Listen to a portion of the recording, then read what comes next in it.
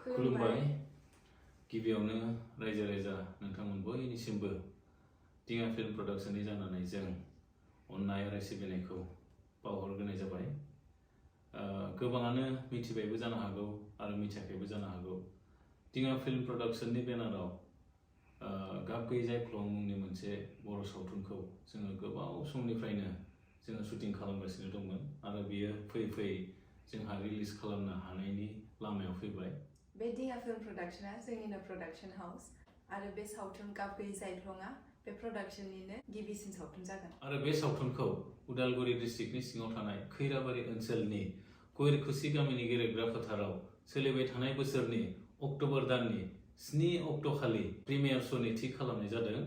ओंखायनो नोंथांमोन बयखौबो बै सानखालि लोब लोब फैनानै नायफैनो थाखाय गुरै खावलायहरनाय जाबाय। नोंथांमोननिफ्राय अनसायनाय मोनोब्ला जोङो इयुनाव साबसिननिफ्राय हामसिन सावथुन बानायलांनो गोहो मोनलाङो। बेनि थाखायनो नोंथांमोननिफ्राय थुलुंगा मोननायखौ मिजिंथियो। आरो बेखिनियावनो नोंथांमोननिसिम फंसे खोथाखौ शेयार खालामनो नागिरदों। जोंनि बे गाब गैयै जायख्लं सावथुननि माखासे सिन्स एबा जाथायफ्रा जोंनि ओनसोलनि बा जोंनि समाजनि माखासे सुबुंफोरनि जिउ जारिमिनजों गोरोबनाय जानो हागौ।